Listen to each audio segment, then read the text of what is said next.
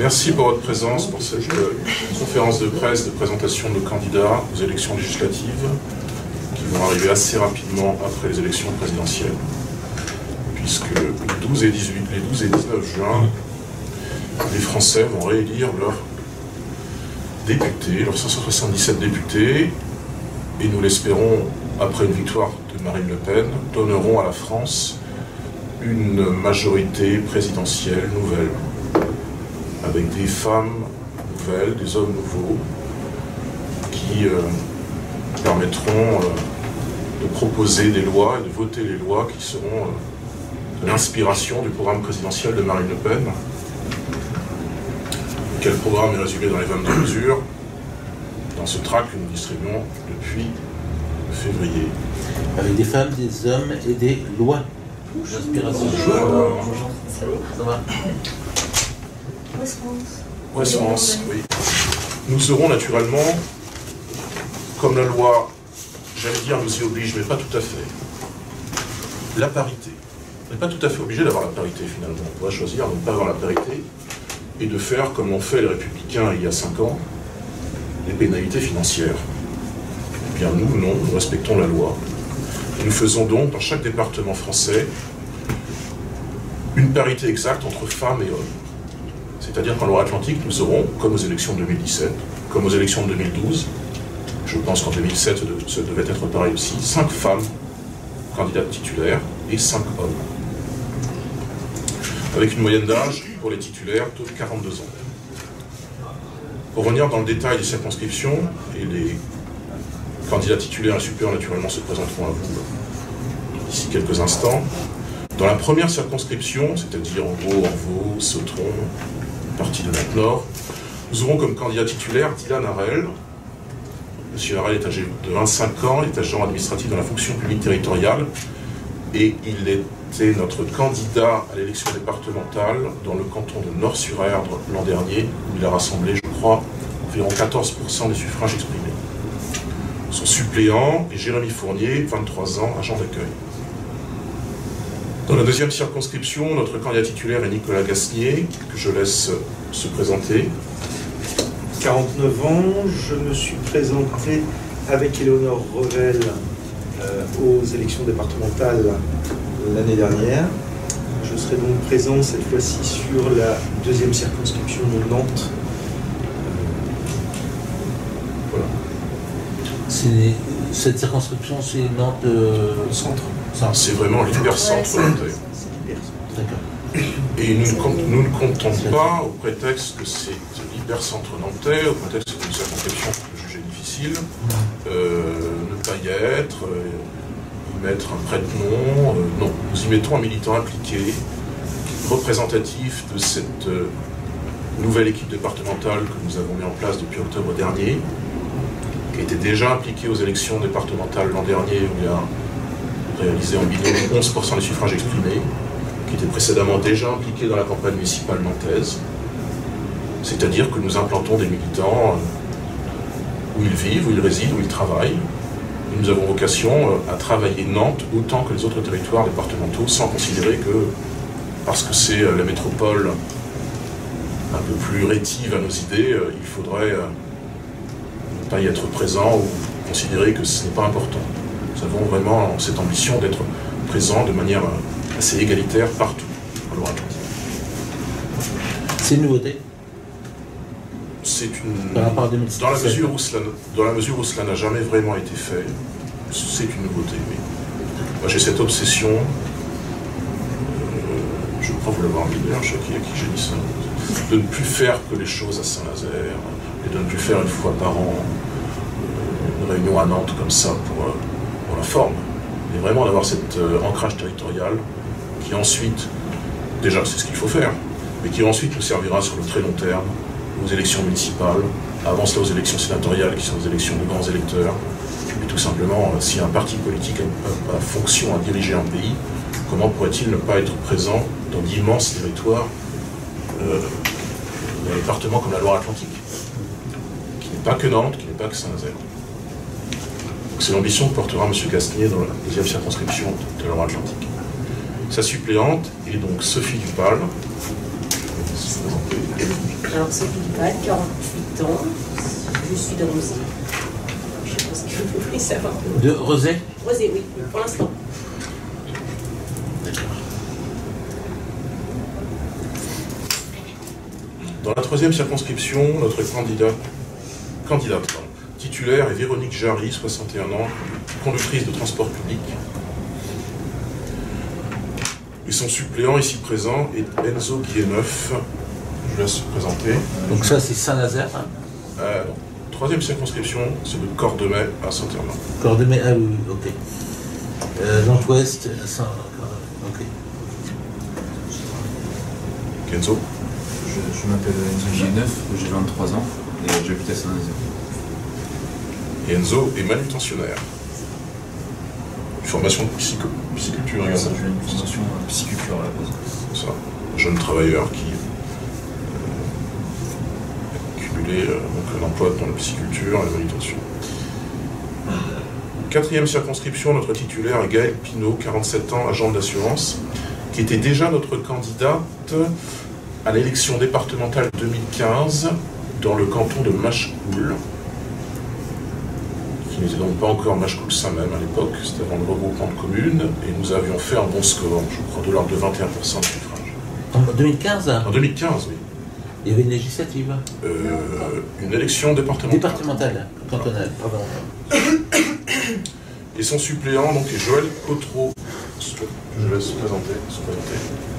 Monsieur Cotreau-Joël, je suis retraité, j'ai 69 ans. Voilà. Retraité du nucléaire, vous disiez tout à l'heure. Oui, retraité du nucléaire. On sait les choses. Je suis arrivé trop tôt. Dans la cinquième circonscription, notre candidate est Mila Karcher. Je laisse se présenter. Alors, je suis Mila Karcher, j'ai 19 ans, j'habite à Nantes. Et c'est la toute première fois pour moi que je me présente aux élections législatives aux côtés du Rassemblement national, dont j'en suis extrêmement fière, pour la cinquième circonscription. Alors la cinquième, c'est où, pour éclairer? C'est Carquefou. C'est à partir de Carquefou, c'est des territoires un peu ruraux comme Casson, Nord-sur-Erdre, Sucé, me semble-t-il. Le nord de l'agglomération. C'est le nord-est de l'agglomération. Ouais. Je pense que les villes comme Trans-sur-Erdre doivent y être aussi. C'est la circonscription de Mme Hélary. Tout comme la première était la circonscription de M. de Rugy. Bref, il y aura un certain nombre de poids lourds dont nous démontrerons qu'ils sont plutôt des poids plumes en termes de composition et de bilan.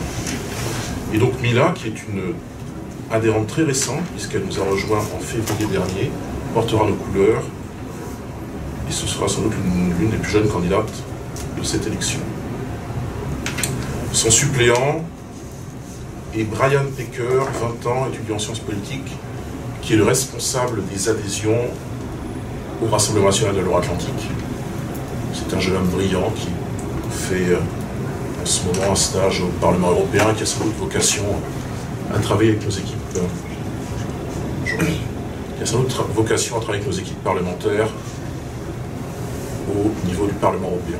C'est quelqu'un qui est passionné des questions européennes, très compétent et qui nous a d'ailleurs représenté, je crois qu'il est une celle-là, avec brio, lors d'un débat organisé par les jeunes européens il y a quelques jours, où il représentait l'Assemblée nationale. Dans la 6e circonscription, le candidat est Teddy Bougot. Je laisse se présenter. Bonjour, je m'appelle Teddy Bougot, je travaille dans l'événementiel, 44 ans. Et c'est la deuxième fois que je me présente dans ce canton-là. J'étais au départemental déjà l'année dernière. J'étais sur la liste municipale de Digne-Vernet à la Baule. J'habite la Baule, je ne sais pas si je l'avais précisé. Et puis voilà, du coup maintenant responsable de 6e circonscription du canton de Blain. Alors la 6e, c'est où? Canton de Blain, tout ce qui est Bouvron, Cambon, Plessis. Et vous aviez fait combien ça en départemental? 16,09. 16,09.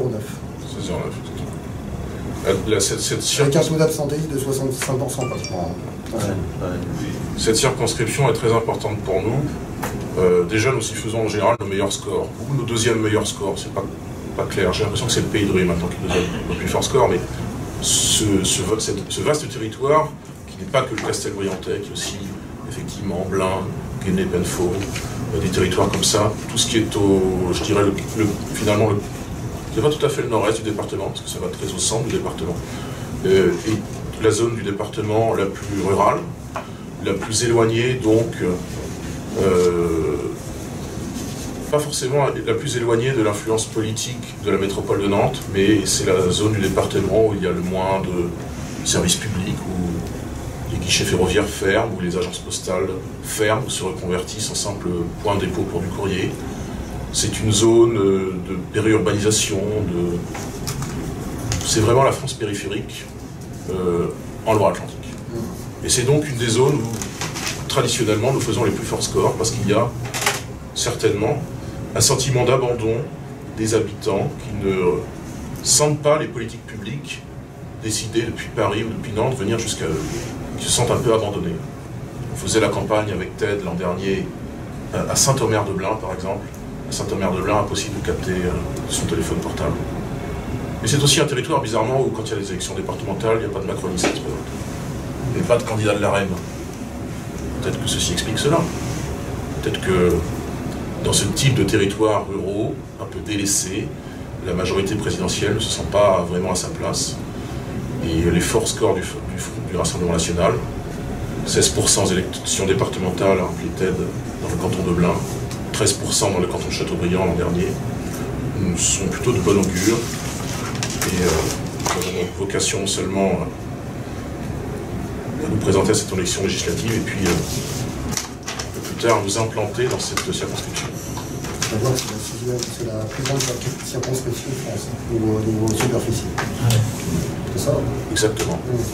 Elle fait, je crois, 3000 km². C'est presque 60 km de côté. C'est pas un carré, mais ça vous donne l'ordre de grandeur. Et la suppléante de Teddy sera donc Jannick Rivière, 64 ans, commerçante, qui était impliquée l'an dernier à l'élection départementale dans le premier canton de Saint-Nazaire comme suppléante. Nous avons réalisé 14% des suffrages. Elle était sur ma liste également aux élections municipales de Saint-Nazaire en 2020. Et elle habite où? Elle habite à Prinquio.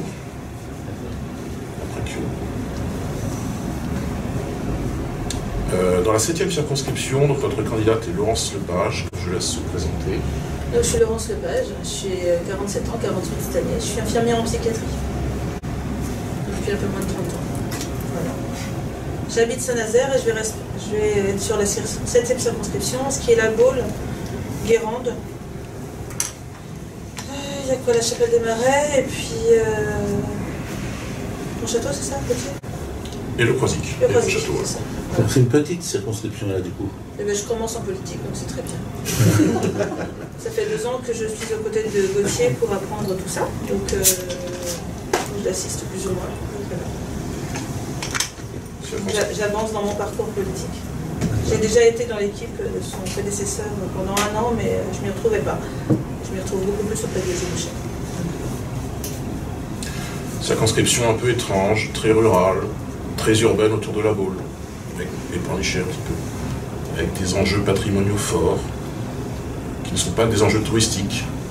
Donc il y aura beaucoup de choses à faire dans cette circonscription un peu composite, où nous faisons traditionnellement des bons scores, pas tant parce que la Baule vote pour nous, il ne faut pas se raconter l'histoire, mais parce que Andrière, dans l'arrière-pays de cette circonscription, un peu à Pornichet aussi, eh bien, nous avons des réservoirs nous avons des gens qui votent pour nous régulièrement à chaque élection. Et nous sommes un peu plus implantés que dans d'autres cantons ou circonscriptions, puisque nous avions pendant 6 ans un conseiller municipal à la Baule, Vernet, qui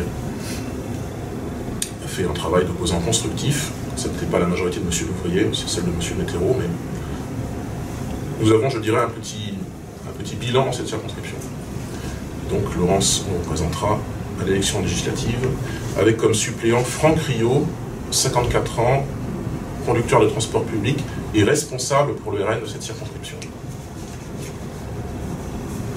Monsieur Rio, président à Guémené-Pelfort, qui est aussi une de ces villes où nous faisons régulièrement des bons scores, souvent plus de 20%. Dans la 8e circonscription, donc le candidat titulaire et moi-même, Gauthier Boucher, 34 ans. Donc, pardon, je corrige. Une petite circonscription par la taille, mais sur laquelle vous comptez beaucoup? Oui. Oui. Certaines plus que d'autres, peut-être? Oui. Non. Parce qu'il y a la Brière, parce qu'il y a... D'accord. Il n'y a pas que la Brière, mais oui, on compte beaucoup. Ouais. On est attendu là-bas. Les différents contacts qu'on va avoir sur le marché, les différentes interventions, on est très très attendu là-bas. On a fait, parce qu'il y a aussi des choses qu'on ne faisait pas plus. On n'était jamais allé à... C'était où qu'on était? C'était à Pontchâteau. Pontchâteau. On n'avait jamais été à Pontchâteau, au marché de Pontchâteau. Puis on a vu que l'accueil était plus facile qu'on pensait, qu'on escomptait. Bon. Il y a des choses comme ça qu'on vérifie à force de s'implanter. On parlera de la 9e circonscription tout à l'heure. On n'avait jamais fait de réunion à Pornic, par exemple, depuis 2007.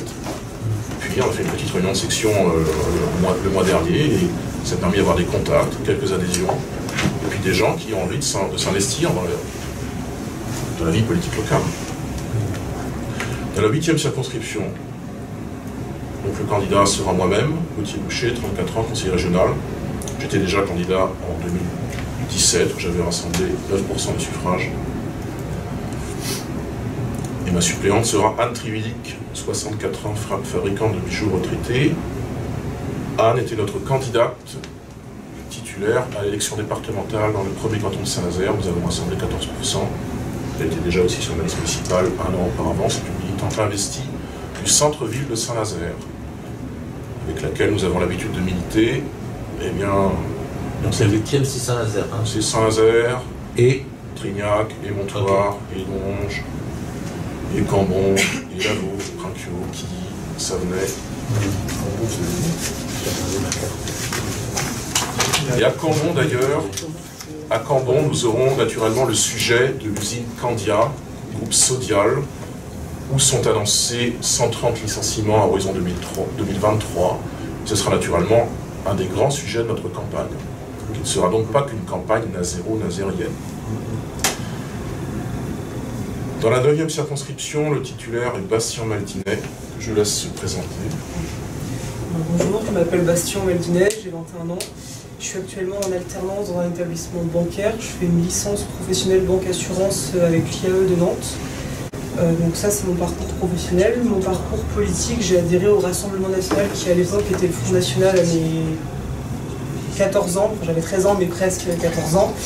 J'ai toujours cru au projet de Marine Le Pen ainsi que le Rassemblement national.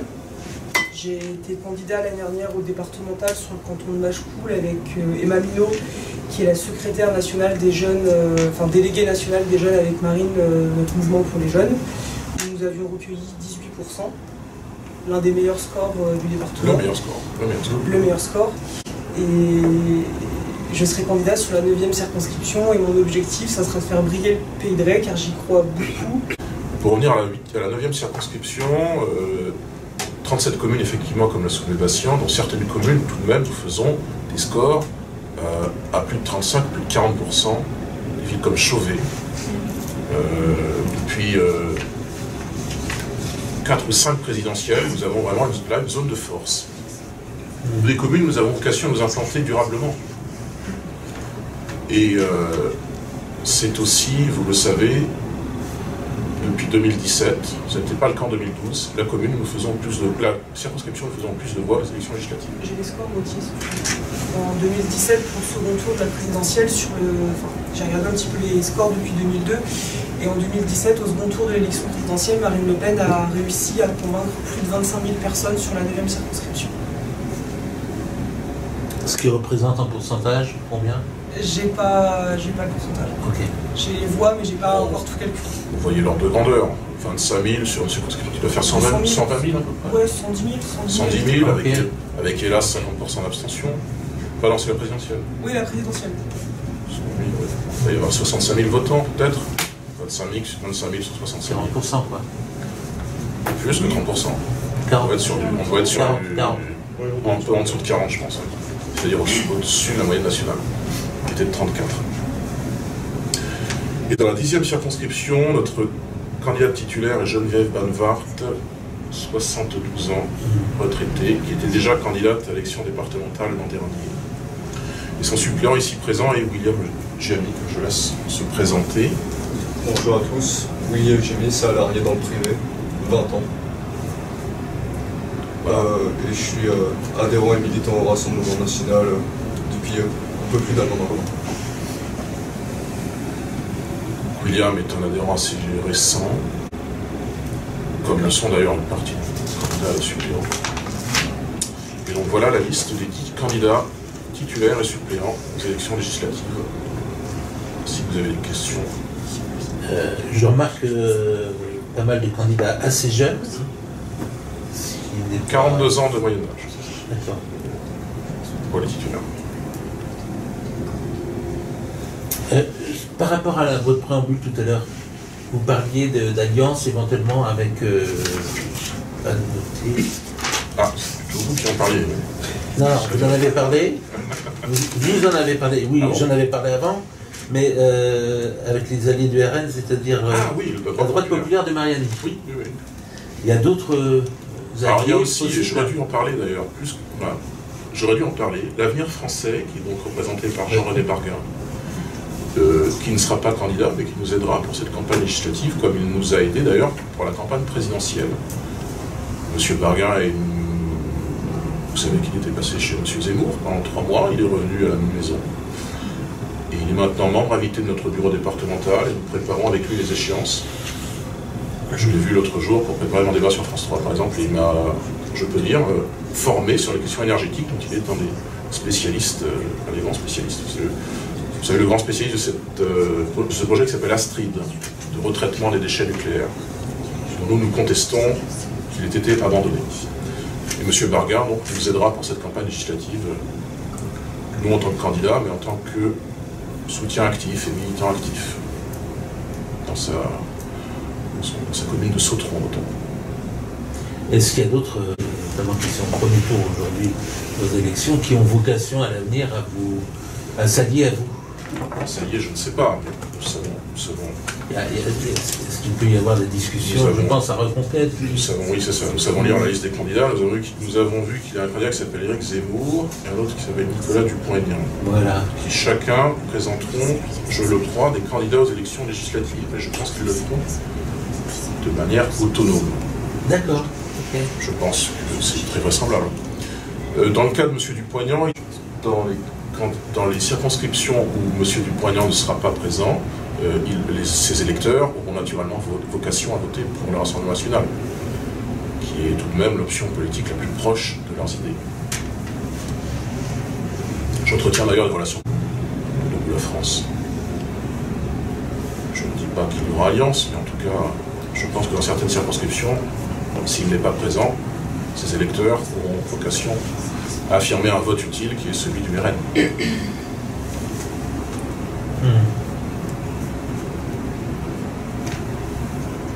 Là s'arrête, puis vous verrez bien au sort du premier tour du 10 avril. Ben oui, par ailleurs. Mais votre liste là, elle est ferme. Elle n'est pas susceptible d'inflexion, si c'est votre question. Non, c'est ça. Elle ne changera pas, elle ne changera pas. D'accord. Et c'est aussi notre différence, je crois, avec M. Zemmour, qui attend de voir sa carte électorale. Et ce n'est pas complètement incohérent d'ailleurs, parce qu'il ne peut pas savoir sa carte électorale par avance. Il ne sait pas précisément quelle est sa sociologie électorale. Il ne sait pas encore, même si on peut le deviner, où seront ses zones de faiblesse et ses zones de force, nationalement et puis dans le département. Alors j'ai l'impression que M. Zemmour, j'en suis certain, regardera la carte électorale. Dans les circonscriptions, il fera les meilleurs scores naturellement. Il parachutera, il faut bien le dire, ses cadres nationaux. Bon, nous ne sommes pas dans cette optique-là, parce que nous savons d'où nous venons, nous avons une intériorité, et donc nous avons vocation à nous implanter. Donc cette liste de 20 personnes, effectivement, n'est pas susceptible d'inflexion. Même si nous appelons les électeurs de M. Zemmour, qui probablement ne seront pas qualifiés, dont le candidat ne sera probablement pas qualifié au second tour de l'élection présidentielle, à renouer avec ce vote utile qui est selon nous le vote RN. Au premier tour de l'élection présidentielle, au second tour de l'élection présidentielle et aux 2 tours de l'élection législative. S'ils veulent vraiment une majorité parlementaire nationale. Par rapport à vos scores la dernière fois, vous avez un objectif précis d'augmenter enfin, qu'est-ce que vous fixez? Notre objectif, c'est d'avoir des députés en Loire-Atlantique. Et nous espérons en avoir dans certaines circonscriptions. Notre objectif, c'est un score à 2 chiffres.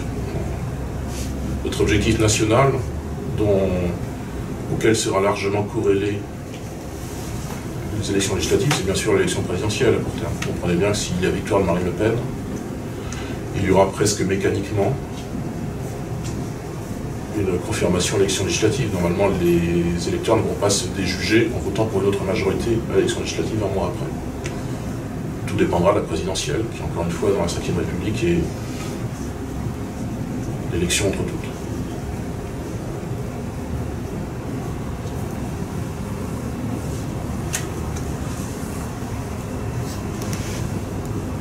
Vous disiez que vous avez des candidats assez jeunes en âge, c'était une volonté, c'est un hasard, c'est une volonté du parti, Je pense qu'on a toujours eu des candidats assez jeunes à nos élections.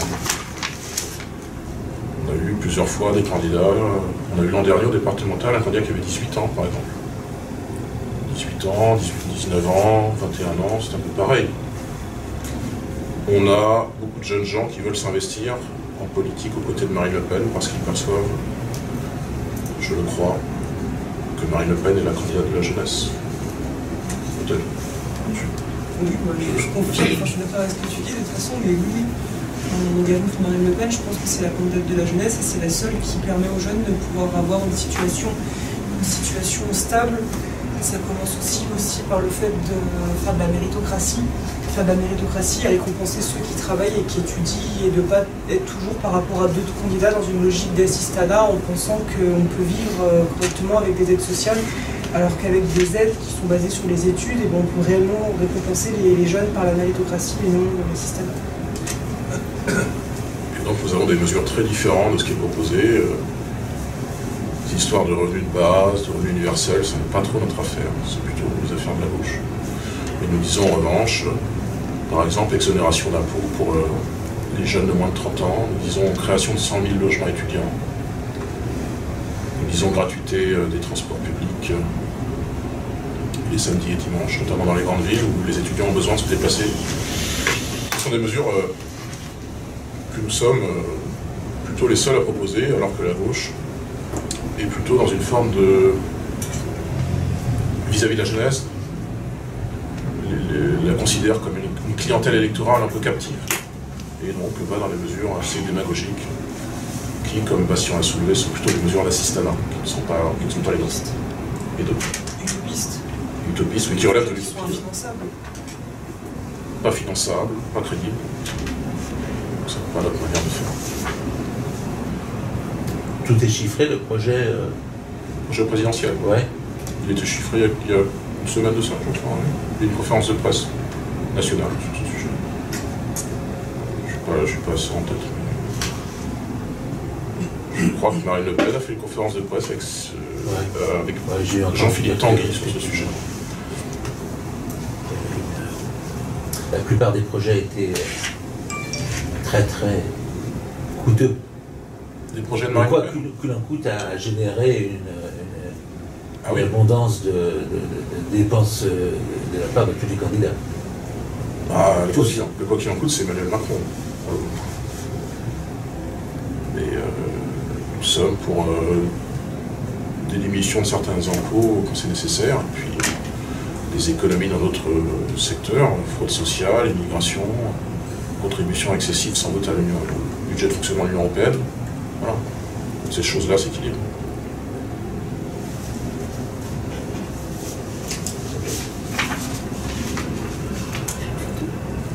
On va faire une photo.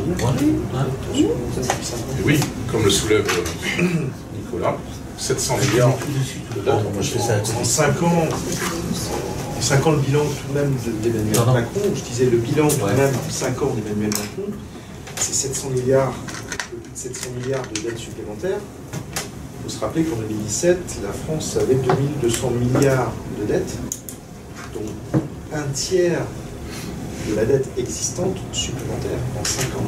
C'est phénoménal. La France est passée de combien à combien, pardon? On était à 2200 milliards. D'accord. Et là, on est à 2900 ouais. On est à 50% du PIB. Et on était à moins de 100% du PIB en 2017. C'est du jamais vu, c'est exceptionnel, c'est phénoménal.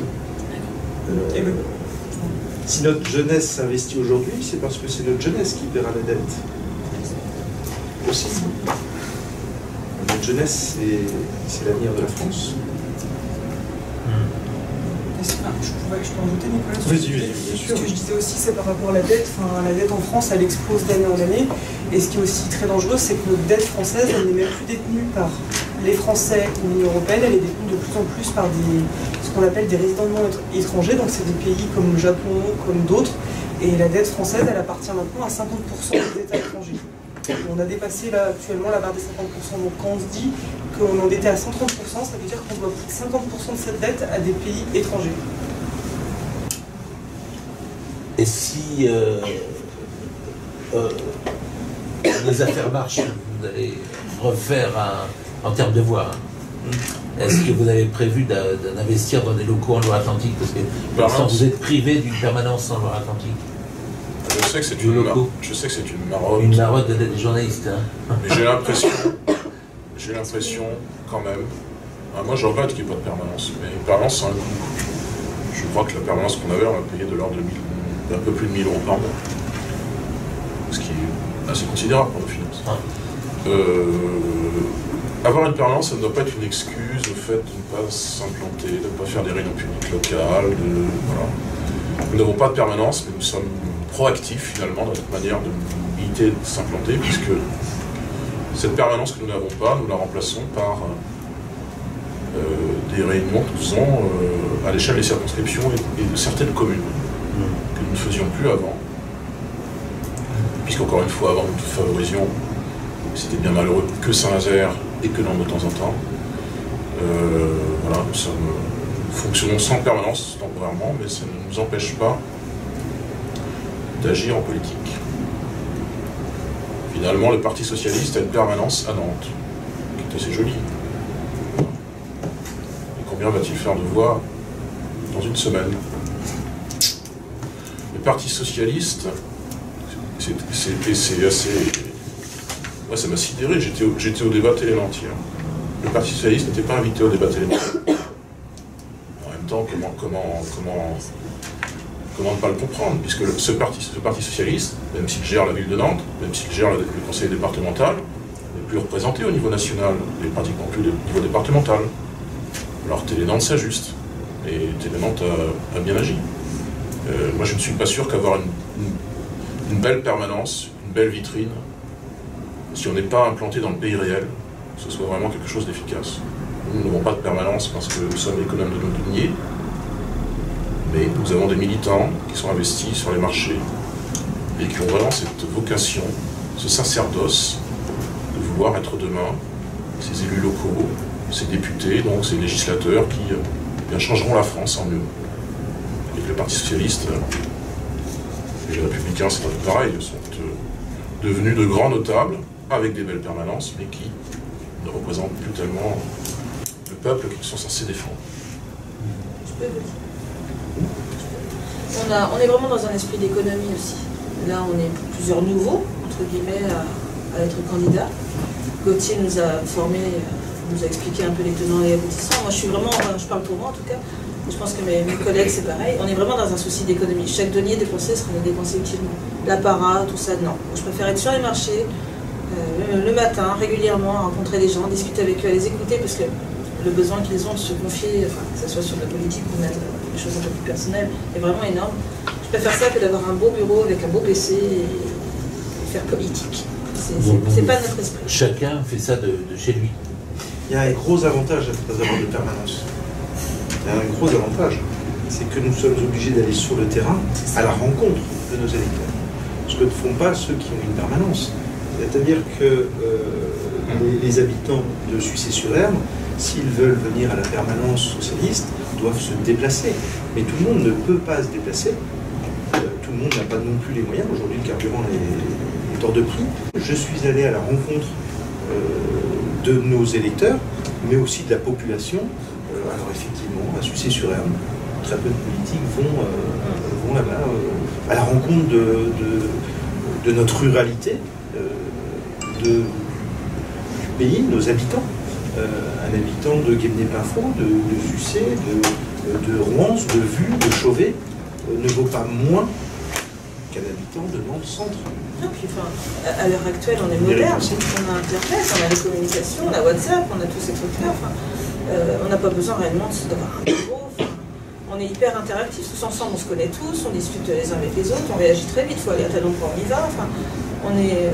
Et puis on a appris à télétravailler en plus. Ouais, c'est ça, enfin, c'est bien plus intéressant. Je crois, si vous voulez, que la permanence et les formes politiques qui sont attachées, comme le permanent politique, sont quand même des formes du 19e siècle. Nous partageons cela avec M. Macron, même si M. Macron fait l'usage tout à fait inverse. Nous considérons la politique pour ce qu'elle est maintenant, c'est-à-dire, eh bien, maintenant la politique, elle se fait sur les réseaux sociaux, dans des relations interpersonnelles avec des gens qui expriment des doléances, pas forcément en se rendant à une permanence, en allant dans la grande ville du département, en allant à Nantes depuis Nicolas Dissucé ou Chouvet, en allant depuis leur village jusqu'à Nantes pour aller voir l'élu dans sa permanence, dans une forme de rapport vertical à la politique, qui n'est pas du tout notre manière de faire. Notre manière est horizontale, notre manière est égalitaire. Parce que nous sommes en résonance avec le peuple français. Si vous saviez le nombre de doléances que nous recevons chaque jour, de gens qui, au fond, demandent à l'aide, comme nous avons eu l'autre jour des messages d'ouvriers de Candia à Cambon, demandant qu'est-ce qu'on pouvait faire pour eux, est-ce qu'on pouvait les rencontrer. Notre message l'autre jour de l'ordre des infirmiers, nous demandons qu'est-ce que nous comptions faire pour la politique de santé si Marine Le Pen était élue. Nous recevons comme ça chaque jour quantité de messages, trop de messages à vrai dire, pour que nous puissions les traiter toujours rapidement. À cela s'ajoutent les demandes de procuration qui sont en explosion. Nous avons plus de procurations qu'il y a. Combien ? 140 en 2017, plutôt 190 cette année visiblement. 190-200. Et nous en aurons au second tour, plus encore. Enfin, je fais une erreur, 140 c'est pour les deux tours. On est à 190 là pour le premier tour. Et c'est pas fini, comme le souligne Nicolas. Et ça n'est pas suspendu à une permanence, toutes ces choses-là. Nous sommes mobiles, nous sommes allés voir les maires, presque tous, Ted, Laurence, Nicolas, Bastien, et tout le monde. Nous sommes allés voir les maires pour trouver les parrainages en janvier-février dernier. On les a perçus à une permanence. Ce n'était pas d'ailleurs que des rendez-vous pour aller quémander un parrainage d'élus. C'était au fond un rendez-vous que nous avons eu avec Ted à Vieille-Vigne pour s'enquérir de ce que pensait le maire des éoliennes, dans d'autres communes pour savoir ce que pensait le maire de l'offre en termes de services publics dans sa commune. Et à chaque fois, nous avions des entretiens qui étaient, au fond, qui n'étaient pas concentrés que sur la question de l'élection présidentielle, des parrainages, qui était au fond une manière d'avoir un ressenti de ce que faisaient les élus locaux, de leurs doléances, de leurs remarques, de leurs critiques, etc. Et cela, ça ne se fait pas dans une permanence qui est, encore une fois, un lieu de l'ancienne politique. Ceci étant, chaque mois, nous réunissons, et dans des salles municipales, que nous louons à la mairie de Nantes, un bureau départemental. Ça n'est pas une permanence en soi. Est-ce qu'on peut faire une photo maintenant? Oui, bien sûr.